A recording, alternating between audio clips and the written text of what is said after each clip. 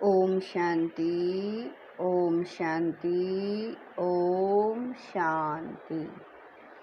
25/9/24 प्रातः मुरली। ओम शांति। बाप दादा मधुबन। मीठे बच्चे, बेहद की स्कॉलरशिप लेनी है तो अभ्यास करो। एक बाप के सिवाय और कोई भी याद न आए। प्रश्न है, बाप का बनने के बाद भी यदि खुशी नहीं रहती है तो उसका कारण क्या है? उत्तर है, नंबर 1, बुद्धि में पूरा ज्ञान नहीं रहता। नंबर 2, बाप को यथार्थ रीति याद नहीं करते। याद न करने के कारण माया धोखा देती है, इसलिए खुशी नहीं रहती। तुम बच्चों की बुद्धि में नशा रहे, बाप हमें विश्व का मालिक बनाते हैं तो सदा उल्लास और खुशी रहे। बाप का जो वर्षा है, पवित्रता, सुख और शांति, इसमें फूल बनो तो खुशी रहेगी। ओम शांति। ओम शांति का अर्थ तो बच्चों को अच्छी रीति मालूम है। मैं आत्मा, यह मेरा शरीर, यह अच्छी रीति याद करो। भगवान माना आत्माओं का बाप हमको पढ़ाते हैं, ऐसे कभी सुना है? वह तो समझते हैं श्री कृष्ण पढ़ाते हैं, परंतु उनका तो नाम रूप है ना। यह तो पढ़ाने वाला है निराकार बाप। आत्मा सुनती है और परमात्मा सुनाते हैं, यह नई बात है ना। विनाश तो होने का ही है ना। एक है विनाश काले विपरीत बुद्धि, दूसरे है विनाश काले प्रीत बुद्धि। आगे तुम कहते, बाबा कह रहे हैं, आगे तुम भी कहते हो, हे कहते थे, हे ईश्वर। बाबा कह रहे हैं, आगे तुम भी कहते थे ईश्वर सर्वव्यापी है, पत्थर भीतर में है।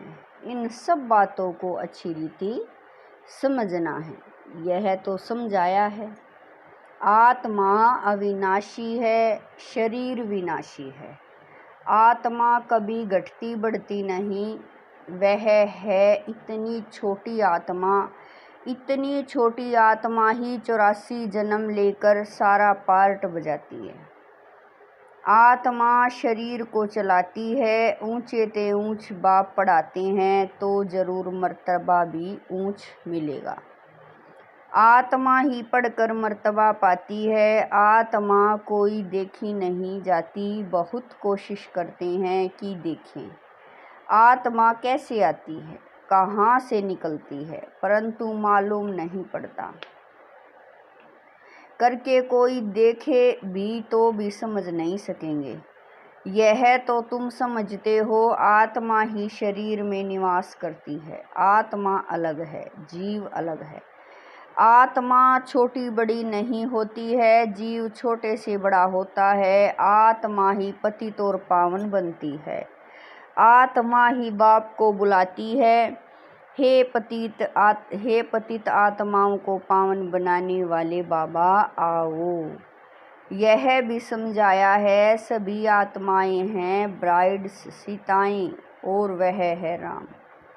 ब्राइड ग्रूम एक तो बाबा कह रहे हैं, वो लोग फिर भी सभी को ब्राइड ग्रूम कह देते हैं। अब ब्राइड ग्रूम सब में प्रवेश करे, यह तो हो नहीं सकता।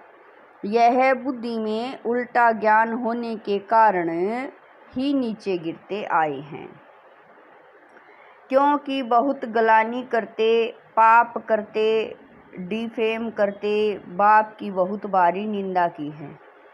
बच्चे कभी बाप की गलानी करेंगे क्या? परंतु आजकल बिगड़ते हैं तो बाप को भी गाली देने लगते हैं।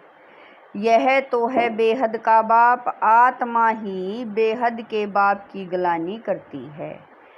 बाबा आप कच्छमच्छ अवतार हो, श्री कृष्ण की भी गलानी की है, रानियों को भगाया, यह किया, माखन चुराया। अब माखन आदि चुराने की उनको कोई दरकरार करें, अब उनको माखन आदि चुराने की क्या दरकरार पड़ी। कितने तमो प्रधान बुद्धि बन पड़े हैं। बाप कहते हैं मैं आकर तुमको पावन बनाने की बहुत सहज युक्ति बताता हूँ। बाप ही पतित पावन सर्वशक्तिमान अथॉरिटी है। जैसे साधु संत आदि जो भी हैं उनको शास्त्रों की अथॉरिटी कहते हैं, शंकराचार्य को भी वेदों शास्त्रों आदि की अथॉरिटी कहेंगे। उनका कितना बबका होता है, शिवाचार्य का तो कोई बबका नहीं, इनके साथ कोई पलटन नहीं। यह तो बैठ सभी वेदों शास्त्रों का सार सुनाती हैं। अगर शिव बाबा बबका दिखाएं तो पहले इनका ब्रह्मा का भी बबका चाहिए, परंतु नहीं। बाप कहते हैं मैं तो तुम बच्चों का सर्वेंट हूँ। बाप इनमें प्रवेश कर बच्चों को समझाते हैं कि बच्चे तुम पतित बने हो, तुम पावन बन फिर 84 जन्मों के बाद पतित बन गए हो। इनकी ही हिस्ट्री ज्योग्राफी फिर से रिपीट होगी। इन्होंने ही 84 जन्म भोगे हैं, फिर उन्हें ही सतो प्रधान बनने की युक्ति बताते हैं। बाप ही सर्वशक्तिमान है। ब्रह्मा द्वारा सभी वेदों शास्त्रों का सार समझाते हैं। चित्रों में ब्रह्मा को शास्त्र दिखाते हैं, परंतु वास्तव में शास्त्रों आदि की बात है नहीं। न बाबा के पास शास्त्र है, न इनके पास, न तुम्हारे पास शास्त्र हैं। यह तो तुमको नित्य नई नई बातें सुनाते हैं। यह तो जानते हो कि सभी भक्ति मार्ग के शास्त्र हैं। मैं कोई शास्त्र थोड़ा ही सुनाता हूँ, मैं तो तुमको मुख से सुनाता हूँ, तुमको राजयोग सिखाता हूँ, जिसका फिर भक्ति मार्ग में नाम गीता रख दिया है। मेरे पास व तुम्हारे पास कोई गीता आदि है क्या? यह तो पढ़ाई है। पढ़ाई में अध्याय श्लोक आदि थोड़ा ही होते हैं। मैं तुम बच्चों को पढ़ाता हूँ, हूबहू कलप कलप ऐसे ही पढ़ाता रहूँगा। कितनी सहज बात समझाता हूँ, अपने को आत्मा समझो। यह शरीर तो मिट्टी हो जाता है, आत्मा अविनाशी है। शरीर तो घड़ी घड़ी जलता रहता है, आत्मा एक शरीर छोड़ दूसरा लेती है। बाप कहते हैं मैं तो एक ही बार आता हूँ। शिवरात्रि मनाते भी हैं, वास्तव में होना चाहिए शिव जयंती, परंतु जयंती कहने से माता के गर्भ से जन्म हो जाता है, इसीलिए शिवरात्रि कह देते हैं। द्वापर कलयुग की रात्रि में मेरे को ढूंढते हैं, कहते हैं सर्वव्यापी है, तो तेरे में भी है ना, फिर धक्के क्यों खाते हो? एकदम जैसे देवता से आसुरी संप्रदाय के बन जाते हैं। देवताएं कभी शराब पीते हैं क्या? वही आत्माएं फिर गिरी हैं तो शराब आदि पीने लग पड़ती हैं। बाप कहते हैं अब इस पुरानी दुनिया का विनाश भी जरूर होना है। पुरानी दुनिया में है अनेक धर्म, नई दुनिया में है एक धर्म। एक से अनेक धर्म हुए हैं, फिर एक जरूर होना है। मनुष्य तो कह देते कलयुग में अभी 40,000 वर्ष पड़े हैं। इसको कहा जाता है घोर अंधियारा। ज्ञान सूर्य प्रगटा, अज्ञान अंधेर विनाश। मनुष्यों में बहुत अज्ञान है। बाप ज्ञान सूर्य ज्ञान सागर आते हैं तो तुम्हारा भक्ति मार्ग का अज्ञान मिट जाता है। तुम बाप को याद करते करते पवित्र बन जाते हो, खाद निकल जाती है। यह है योग अग्नि। काम अग्नि काला बना देती है, योग अग्नि अर्थात शिव बाबा की याद गोरा बनाती है। श्री कृष्ण का नाम भी रखा है श्याम सुंदर, परंतु अर्थ थोड़ा ही समझते हैं। बाप आकर अर्थ समझाते हैं। पहले पहले सतयुग में कितने सुंदर हैं। आत्मा पवित्र सुंदर है तो शरीर भी पवित्र सुंदर लेती है। वहाँ कितना धन दौलत सब कुछ नया होता है। नई धरनी फिर पुरानी होती है। अब इस पुरानी दुनिया का विनाश जरूर होना है। खूब तैयारियां हो रही हैं। भारतवासी इतना नहीं समझते हैं जितना वह समझते हैं कि हम अपने कुल का विनाश कर रहे हैं। कोई प्रेरक है साइंस द्वारा। हम अपना ही विनाश लाते हैं, यह भी समझते हैं। क्राइस्ट से 3000 वर्ष पहले पैराडाइस था। इन गोडेज का राज्य था। भारत ही प्राचीन था। इस राजयोग से लक्ष्मी नारायण ऐसे बने थे। वह राजयोग फिर बाप ही सिखला सकते हैं, सन्यासी सिखला न सके। बाबा कह रहे हैं आजकल कितने ठगी लगी पड़ी है। बाहर में जाकर कहते हैं हम भारत का प्राचीन योग सिखलाते हैं और फिर कहते हैं अंडा खाओ, शराब आदि भले पियो, कुछ भी करो। अब वह कैसे राजयोग सिखला सकेंगे? मनुष्य को देवता कैसे बनाएंगे? बाप समझाते हैं आत्मा कितनी ऊंच है, फिर पुनर्जन्म लेते लेते सतो प्रधान से तमो प्रधान बन जाती है। बाबा कह रहे हैं अब तुम फिर से स्वर्ग की स्थापना कर रहे हो, वहाँ दूसरा कोई धर्म होता ही नहीं। अब बाप कहते हैं नरक का विनाश तो जरूर होना है। यहाँ तक जो आए हैं वह फिर स्वर्ग में जरूर आएंगे। शिव बाबा का थोड़ा भी ज्ञान सुना तो स्वर्ग में जाएंगे जरूर। फिर जितना पढ़ेंगे, बाप को याद करेंगे, उतना ऊंच पद पाएंगे। अभी विनाश काल तो सबके लिए है। विनाश काले प्रीत बुद्धि जो है सिवाय बाप के और कोई को याद नहीं करते, वही उच्च पद पाते हैं। इसको कहा जाता है बेहद की स्कॉलरशिप। इसमें तो रेस करनी चाहिए, यह है ईश्वरीय लॉटरी। बाबा कह रहे हैं एक तो याद, दूसरा दैवी गुण धारण करने हैं और राजा रानी बनना है तो प्रजा भी बनानी है। कोई बहुत प्रजा बनाते हैं, कोई कम। प्रजा बनती है सर्विस से। म्यूजियम, प्रदर्शनी आदि में ढेर प्रजा बनती है। इस समय तुम पढ़ रहे हो, फिर सूर्यवंशी चंद्रवंशी डिनास्टी में चले जाएंगे। यह है तुम ब्राह्मणों का कुल। बाप ब्राह्मण कुल एडोप्ट कर उन्हों को पढ़ाती हैं। बाप कहते हैं मैं एक कुल और 2 डिनास्टी बनाता हूँ। सूर्यवंशी महाराजा महारानी, चंद्रवंशी राजा रानी, इन्हों को कहेंगे डबल सिरताज। फिर बाद में जब विकारी राजाएं होते हैं तो उनको लाइट का ताज नहीं होता। उन डबल ताज वालों के मंदिर बनाकर उनको पूजते हैं, पवित्र के आगे माथा टेकते हैं। सतयुग में यह बातें होती नहीं। वह है ही पावन दुनिया। वहाँ पतित होते नहीं। उसको कहा जाता है सुखधाम, वाइसलेस वर्ल्ड। इसको कहा जाता है विशेष वर्ल्ड। एक भी पावन नहीं। सन्यासी घर बार छोड़ भागते हैं। राजा गोपीचंद का भी मिसाल है ना। तुम जानते हो कोई भी मनुष्य 1-2 को गति सदगति दे नहीं सकते। सर्व का सदगति दाता मैं ही हूँ। मैं आकर सबको पावन बनाता हूँ। एक तो पवित्र बन शांति धाम चले जाएंगे और दूसरे पवित्र बन सुख धाम में जाएंगे। यह है अपवित्र दुख धाम। सतयुग में बीमारी आदि कुछ भी होती नहीं।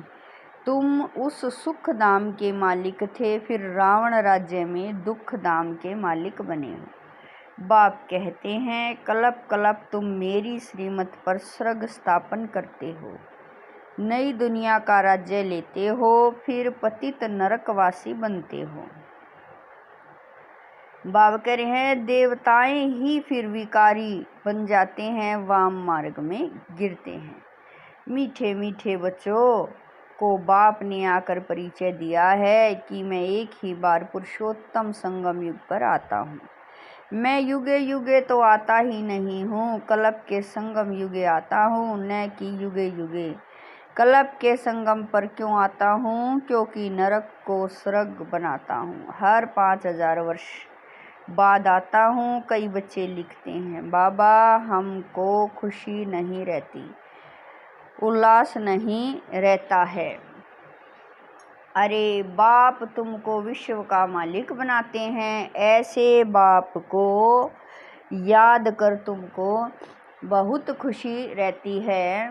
बाबा कह रहे हैं, ऐसे बाप को याद कर तुमको खुशी नहीं रहती है, तुम पूरा याद नहीं करते हो तब खुशी नहीं ठहरती है। पति को याद करते खुशी होती है, जो पतित बनाते हैं, और बाप जो डबल सिरताज बनाते हैं उनको याद करके खुशी नहीं होती है। बाप के बच्चे बने हो फिर भी कहते हो खुशी नहीं, पूरा ज्ञान बुद्धि में नहीं है, याद नहीं करते हो, इसीलिए माया धोखा देती है। बच्चों को कितना अच्छी रीति समझाते हैं, कलप कलप समझाते हैं। आत्माएं जो पत्थर बुद्धि बन पड़ी हैं उनको पारस बुद्धि बनाता हूँ। नॉलेजफुल बाप ही आकर नॉलेज देते हैं। वह हर बात में फुल है, प्योरिटी में फुल, प्यार में फुल, ज्ञान का सागर, सुख का सागर, प्यार का सागर है ना। ऐसे बाप से तुमको यह वर्षा मिलता है। ऐसा बनने के लिए ही तुम आते हो, बाकी वह सत्संग आदि तो सब है।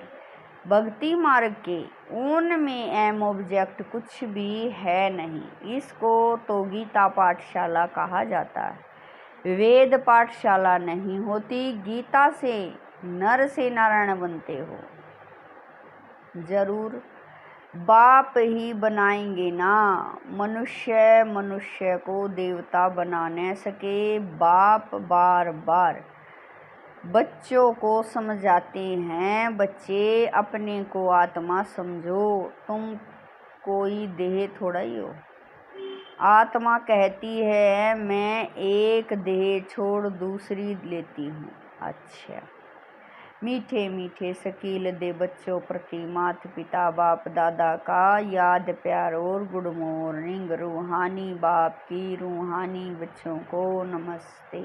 हम रूहानी बच्चों की रूहानी माता पिता बाप दादा को दिलवा जान शिकवा प्रेम से याद प्यार गुड मॉर्निंग नमस्ते। ओम शांति। मेरे बाबा मीठे बाबा प्यारे बाबा, लाख लाख शुक्रिया मेरे बाबा। धारणा के लिए मुख्य सार है, नंबर 1, जैसे शिव बाबा का कोई बबका नहीं, सर्वेंट बन बच्चों को पढ़ाने के लिए आए हैं, ऐसे बाप समान अथॉरिटी होते हुए भी निरंकारी रहना है। पावन बनकर पावन बनाने की सेवा करनी है। नंबर 2, विनाश काल के समय ईश्वरीय लॉटरी लेने के लिए प्रीत बुद्धि बन याद में रहने व दैवी गुणों को धारण करने की रेस करनी है। वरदान है, शुद्ध संकल्पों के घेराव द्वारा सेफ्टी का अनुभव करने और कराने वाले शक्तिशाली आत्मा भव। वरदान है, शुद्ध संकल्पों के घेराव द्वारा सेफ्टी का अनुभव करने और कराने वाली शक्तिशाली आत्मा भव। शक्तिशाली आत्मा वह है जो दृढ़ता की शक्ति द्वारा सेकंड से भी कम समय में व्यर्थ को समाप्त कर दे।